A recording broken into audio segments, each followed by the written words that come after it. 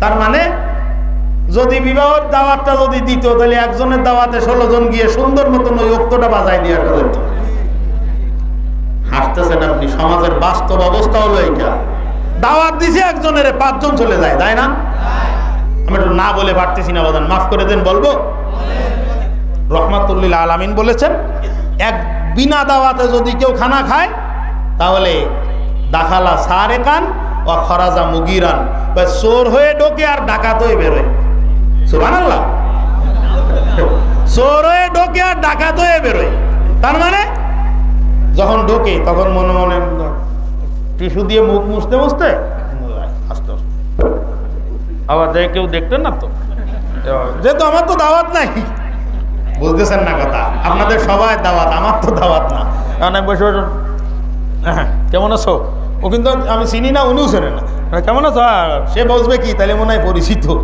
এইভাবে করে নেই বসছে, বসার পরে প্লেট যখন দিছে উনি মাথা নিচের দিক দিয়ে না, প্লেট শুধু মসবে মসবে মসবে। এটা হচ্ছে চোরের খাসলত। এরপরে খাবার দেশে সামনে বাপ চলে আসছে, তারপরেও একজন আবার ওদিকে তরকারি বন্টনের জন্য লাইন গোনে না। আরে বড় বড় মজলিসে এই তুমি 30 জনকে দিবা, এরকম ধরে তারে গুনে গুনে বুঝাই দিতে হয়। তা যখন গোনে ওই চোরের মনের মধ্যে ধরাম পটাশ করে যে মনে হয় সমস্যা হয়ে গেছে, আমি যে দাওয়াত চড়াই যে মনে হয় বুঝে ফেলাইছে, আমারই মনে হয় খুঁজতেছে। আস্তে আস্তে আমরা করি এ কাজগুলা। কথা বলেন, একটু আওয়াজ করে বলেন, করি কি করি না? মনে মনে কসম করেন, তওবা করেন, জিন্দেগিতে কোনোদিন দাওয়াত ছাড়া একটা দানা আমার এই ভিতরে ঢুকাবো না। যারা কথা বলে না এরা মনে হয় খায় এবং সামনেও খাবে। দাওয়াত ছাড়া একটা দানাও আমার এর মধ্যে আমি দেবো না। আপনারা দাওয়াত দিছে, ছোট্ট বাচ্চা তাতে করে নিয়ে চলে গেছেন, যায় না? হ্যাঁ, তবে আপনি বলবেন, যখন দাওয়াত দিছে তখন তারে বলবেন যে ভাই আমার একটা বাচ্চা আছে, সে সবসময় আমার সঙ্গে থাকে, আমি তাকে ছাড়া যেতে পারবো না, তা তাকে নিলে কি তুমি অনুমতি দাও, দিবা? যদি সে বলে হ্যাঁ দেব, তাইলে আপনি বাচ্চা নিতে পারবেন। আর যদি না অনুমতি দেয় তাহলে ওই বাচ্চা আপনি নিতে পারবেন না। বাচ্চারাও ট্রেনিং করাচ্ছে বিনা দাওয়াতে। দেখ, একক তো বাড়ি না খেয়ে অন্য জায়গায় মারিয়ে আসা যায় কিভাবে? খবরদার খবরদার, এই কাজটা করা যাবে না। যাই হোক, অনেক দূর চলে গেছি আমি। এরকম আরো একজন সাহাবী, আশারায়ে মুবাশশারার সদস্য হযরতে আব্দুর রহমান ইবনে আউফ রাদিয়াল্লাহু তাআলা আনহু, উনিও বিবাহ করেছেন। ওনার শরীরের মধ্যে জাবেরের কথাটা শেষ করি নেই। হযরত জাবের রাদিয়াল্লাহু তাআলা আনহুকে আল্লাহর নবী বলতেছে, জাবের তোমার উটটা বিক্রি করবা? জি হুজুর করব। উটটা তো খুব ভালো। তাহলে কত? 400 দিরহাম। যাই হোক, অনেক লম্বা কথা, এটা লাগবেও না। এখন উটটা কিনে নিছে। তা হুজুর আমি টাকা নিয়েই ওই মানে উট বেচা কেনার কথা কমপ্লিট, জাবের উটের পিঠের থেকে নিচে নেমে গেছে। আল্লাহর নবী বলতে, তুমি মদিনায় ফিরবা কিভাবে? হুজুর আমি হেঁটে যাব, কারণ আমি তো উট বিক্রি করে দিছি। আল্লাহর নবী বলতেছেন, তাহলে মদিনায় গিয়ে টাকা নিয়ে নিও, মদিনা পর্যন্ত উট তোমার, চলো। মদিনায় আসার পরে হযরত জাবের উট দিয়ে চলে যাচ্ছে টাকা নিয়ে। রহমাতুল্লিল আলামিন ডাক দিয়ে বলতেছেন, জাবের এদিকে আসো। কি হয়েছে? এই উটটা নিয়ে যাও। সুবহানাল্লাহ বলবেন না? কেন কেন? উট তো বিক্রি করে দিছে, ওটা আপনার। আমার উট? টাকা পাইছো? হ্যাঁ। উট আমার? হ্যাঁ। আমার উট আমি তোমাকে হাদিয়া দিয়ে দিলাম। বলেন সুবহানাল্লাহ। আল্লাহ নবী চাইছেন জাবেরকে একটু সাহায্য করতে, বা সাহায্য করে বলাইছেন। ও মুসলমান, এইখান থেকে আরেকটা বিষয় আসে বাজার। বিবাহের অনুষ্ঠানে কোন রকম কোন হাদিয়া তোফা নেওয়ার জন্য হালখাতার টেবিল নিয়ে বসা, এটাও কিন্তু শরীয়ত অনুমোদিত না। বিবাহের সময় গায়ে হলুদ দেওয়া, এটা হিন্দুয়ানি প্রথা, এটাও কিন্তু জায়েজ নেই। যেই সম্পর্কটা পবিত্র একটা সম্পর্ক, যেই সম্পর্কটা হলো একটা ইবাদত, যেই বিবাহটা একটা ইবাদত, ওই বিবাহ যদি হারাম কাজ দিয়ে শুরু হয়, আল্লাহর কসম ওই বিবাহের মধ্যে কোনো বরকত থাকতে পারে না। প্রথম রাত্রের পরেই গ্যাঞ্জাম বাজে দেওয়ার কথা। বাসে চাষিরা কবে যে তোর বিয়ে হইলো, তা আমি একটু নাচতে পারলাম না, কি আছে না? আবার আগের, বিশেষ করে বর্তমান সময়ের ব্যাকডেটেড মহিলা যারা আছে, মা বোনরা একটু খেয়াল করে শোনেন, ব্যাকডেটেড মহিলারা আছে। আমরা ছোটবেলায় কত আনন্দ করেছি, কত গুনার কাজ করেছি, কত হারাম কাজ করেছি, আর এখন এই মৌলবীরা সব নিষেধ করে দিচ্ছে। তাহলে একটা কথা বলেন একটু মন খুলে, নামাজের মধ্যে নামাজে দাঁড়াইছেন, এই সময় যদি মোবাইলে গানের রিংটোন বাজে, রাগ হয়ে যাবে না? হবে কি হবে না? তাহলে নামাজের মধ্যে গান বাজলে মিজাজ খারাপ হয়, কারণটা কি? নামাজ একটা ইবাদত। কথা বলেন, নামাজ একটা কি? তাহলে ইবাদতের মধ্যে গান বাজা, গান এটা হারাম, এইটা যদি নামাজের মধ্যে বাজে তাহলে আপনার মিজাজ খারাপ হয়। তাহলে বিবাহের অনুষ্ঠানে গান না বাজলে আপনি অসামাজিকতা মনে করেন কেন? বুঝলেন না আমার কথা? একটু আগে আপনাকে আমি পড়াই নিয়ে আসছি না, কথা মুখস্থ থাকে না, যে বিবাহ জিনার থেকে বাঁচার উপায়, আর জিনার থেকে বাঁচা হলো ফরজ। তাহলে বিবাহ করা, নামাজ পড়া, তাহলে নামাজ ফরজ, বিবাহ ফরজ। তাহলে নামাজের মধ্যে গান বাজলে আপনার মিজাজ খারাপ হয়, কারণ ইবাদতের মধ্যে গান বাজেছে। তাহলে বিবাহের সময় বড় বড় ডিজে পার্টি না করা, ডিজে বক্স ভাড়া করে না আনলে আপনার কাছে অসামাজিক অসামাজিক আনসোশাল মনে হয়, তাহলে বোঝা যায় যে আপনি এখনো মুসলমান হননি। মনে মনে পাক্কা ইরাদা করেন, আল্লাহর ঘরের সামনে বসে জিন্দেগিতে কোনোদিন বিবাহের অনুষ্ঠানে আমি গান বাজাবো না, আমার যেখানে ক্ষমতা আছে বাজাতে দেব না, যদি বাজায় সেই বিবাহেতে আমি অংশগ্রহণ করব না। মনে থাকবে ইনশাআল্লাহ? অনেকে মনে মনে চিন্তা করতে দেশে এক করতে পারি, এই ভাই এই ওক্তের ফিকিরটা ছাড়ান দেন, খাওয়ার কারণে জাহান্নামে চলে যাচ্ছে আমরা। এই ওক্তের ফিকিরটা বাদ দেন, বাড়ি বসে ডাইল ভাত খান, জাল ডলে খান, এতে অনেক ফায়দা। খবরদার খবরদার বাজার, বিবাহের অনুষ্ঠানে এই সমস্ত কার্যকলাপগুলো করা যাবে না, এই কার্যকলাপগুলো করা যাবে না। আরো অনেক দ্রুত আগাইতে হবে, সামনে কথা অনেক বেশি পরিমাণে থেকে গেছে, খেয়াল করেন। এইখানে আর একটা কথা শুধুমাত্র স্বামী স্ত্রী উভয়ের জন্য বলতেছি, বিবাহের অনুষ্ঠানের হারামের যে যত দিক আছে, এবার একটা মজার জিনিস খেয়াল করেন।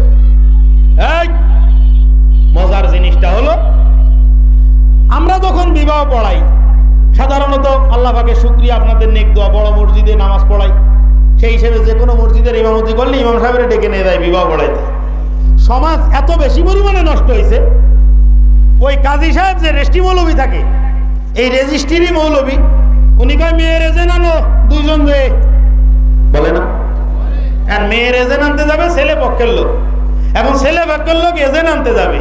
এর মধ্যে কিন্তু আবার আগের থেকে সানায় বসে আছে যারা সম্পর্কে দেবর হবে, এরা কিন্তু আগের থেকে গুছায় বসে আছে, ভাবির এজেন্ট আমি আনতে যাব, এই কথা বলে এরা তো গুছা গেছায় নিয়ে বসা। এবার ওই এজেন্ট আনার জন্য যাচ্ছে, এজেন্ট আনার জন্য যাচ্ছে। এখন এজেন্ট আনতে গিয়ে ভাবি বলেন কবুল, এখন ভাবি তো লজ্জায় কবুল বলতে, ভাবি তো দেখলাম না সে কোন মুখ দিয়ে কবুল বললো, তাও তো শুনলাম না, মুখ কানে একটু দেখাও আমাকেই তো, ভাবি এ তো কয়দিন কয়েক ঘন্টা পরেই তো আমাকে বাড়ি চলে যাবে। আপনারা কি নতুন শুনতেছেন এই সমস্ত কাহিনী? আপনারা উপস্থিত থেকে ওই সমস্ত কার্যকলাপ গুলো করেন। ভাবি তো 2 ঘন্টা পরে আমাকে বাড়ি চলে যাবে, তা আমার যে ভাবি আমরা একটু দেখলে কি সমস্যা, তখন পাশের ভাবির বান্ধবী যারা, হ্যাঁ বিয়াই একটু দেখেন, এই কথা বলে তখন দেখায় দেয়। এটা সম্পূর্ণ হারাম। বলেন কি? সম্পূর্ণ হারাম। আপনার ছেলে বিবাহ করবে, ওই মেয়েকে ছেলে আলহামদুলিল্লাহ আমি কবুল বললাম, কবুল করলাম, এই কথা না বলা পর্যন্ত ওই মেয়েকে আপনিও দেখতে পারবেন না। এখন কথা হলো তাহলে করবোটা কি? না দেখে বিবাহ করতে হবে? না দেখে বিবাহ করা লাগবে না। দেখেন খেয়াল করেন, আপনি কি করবেন, আপনার স্ত্রী, আপনার পুত্রবধূ আর যদি থাকে, আপনার যে মেয়ে আছে, এদেরকে পাঠায় দিবেন। এদেরকে পাঠায় দেওয়ার পরে মেয়ের চুল কতটুকু লম্বা, মেয়ের চেহারার মধ্যে মেকআপ দিয়ে সুন্দর হয়েছে কিনা, মেয়ের চলাফেরা করার ক্ষেত্রে খোটা কানা খোলা কিনা, চোখে ভালো দেখে কিনা, যা যা কিছু দেখার আপনার স্ত্রী, আপনার পুত্রবধূ বা আপনার মেয়েরা গিয়ে দেখে আসবে। আর আপনি যাবেন সাথে, আপনি গিয়ে দেখবেন, আশপাশে জিজ্ঞাসা করবেন এদের সামাজিক স্ট্রাকচার কেমন, এরা পরিবার হিসেবে কেমন, এরা মানুষ হিসেবে কেমন, ইত্যাদি ইত্যাদি যা যা দেখতে মনে চায় এগুলো আপনি গিয়ে দেখবেন। আপনার স্ত্রী দেখবে ভিতরটা, আপনি দেখবেন বাহিরেরটা। স্ত্রী এসে আপনার সঙ্গে মত বিনিময় করবে যে হ্যাঁ আলহামদুলিল্লাহ আমি যেটা দেখেছি আমার অত্যন্ত পছন্দ হয়েছে, খুব ভালো আলহামদুলিল্লাহ। এই পর্যন্ত যখন চলে যাবে, এই পর্যায়ে চলে যাবে যে ছেলে দেখে যদি হা বলে তাহলে বিবাহ ফাইনাল। এই পর্যায়ে যখন চলে যাবে তখন ওই ছেলেকে পাঠাই দিবেন তার মায়ের সঙ্গে, ছেলে তার মায়ের সঙ্গে অথবা ছেলে তার আপন বোনের সঙ্গে গিয়ে দেখবে, ভাবির সঙ্গে না। ছেলে তার মায়ের সঙ্গে, বোনের সঙ্গে, খালার সঙ্গে, অর্থাৎ তার মাহরাম কোন মহিলার সঙ্গে সে যাবে, গিয়ে এই মেয়েটাকে দেখে আসবে। কতটুকু দেখতে পারবে? যতটুকু তার বাবা দেখতে পারে, মেয়ের বাপ যতটুকু দেখতে পারে, এই হাতের কবজি, পায়ের কবজি এবং এই চেহারার এইটুকু। খবরদার খবরদার, ছেলেও কিন্তু মেয়ের চুল দেখতে পারবে না, এই চেহারার সৌন্দর্যটা দেখবে। কারণ চুল টুল দেখার সব ফাংশন হয়ে গেছে না? আপনারা কি আমার সঙ্গে আসেন না অন্য কোন জায়গায় চলে গেছে? এই চুল দেখার ফাংশন আগে হয়ে গেছে কিনা? চুল দেখার ফাংশন তো শেষ। এখন ছেলে শুধু দেখবে যে চেহারাটা, দেখার পরে ছেলে বলবে আলহামদুলিল্লাহ, আপনারাও আলহামদুলিল্লাহ বলে লেগে যাবেন। আর এটা না করে ছেলে বাপ একবার গিয়ে দেখে আসছে, পরের দিন মা গেছে দেখতে, তারপরে ছেলে তার এক গাদা দাতাল বন্ধু সাথে করে নিয়ে গেছে দেখতে। ওই জায়গায় যাওয়ার পরে চেয়ারের মধ্যে মেয়েটাকে বসাই দিছে, বন্ধু বান্ধব খাটাস এগুলো সব সামনে বসে, ভাবি তুমি নামতে পারো? এ সমস্ত কি আমার স্ত্রী, আমি দেখবো, পৃথিবীর আর কারো দেখার অধিকার নাই। বন্ধু বান্ধব তো নাই। আমাদের যারা ফ্রেন্ড সার্কেল হয়, আমরা কারো বাড়ি বেড়াতে গেলে, আমার এক কলেজের বন্ধু ছিল, আলহামদুলিল্লাহ বন্ধুটা নাই এখন, মানে নাই। তার কারণটা কি? আমি যখন প্রথম বিবাহ করেছি, একদম ওই সেই দিন ও রাত্রে আমারে ফোন দিছে, দোস্ত ভাবির সাথে কথা বলাবি না? আচ্ছা আমি বলি আপাতত, তুই কেন বলবি না একটু, তারপরেও এখন সে বলতে, তাহলে আমি একটু একদিন বেড়াতে আসতেছি, ভাবির সাথে একটু কথা বলবো। বেড়াতে আসবি অবশ্যই, ভাবির সাথে কথা বলতে হবে এই চিন্তা নিয়ে না। এখন ও আসছে, আমি খেদমত করছি, ওর প্রেস্টিজ এত বেশি পরিমাণে নষ্ট হয়ে গেছে, কোনো কথা হলো? তুই আর আমি বসে খাবো, গল্প করবো, ভাবি পরিবেশন করবে, মানে নোংরামির মধ্যে থাকতে থাকতে থাকতে থাকতে পুরো ব্রেনটা নোংরায় ভরে গেছে। সমাজে আছে কি আছে না? খবরদার খবরদার, এই কাজগুলো করা যাবে না। আমার বাড়িতে আপনি মেহমান, আমি নিজে আপনাকে পরিবেশন করে খাওয়াচ্ছি, এর থেকে বড় সুন্দর পরিবেশ তো আর হইতে পারে না। আর আমরা এমন কোন বন্ধু, আলহামদুলিল্লাহ দুর্ভাগ্যবশত কপালগুলোর সাথে সম্পর্ক একটু হয়ে গেছিল, এখন নাই।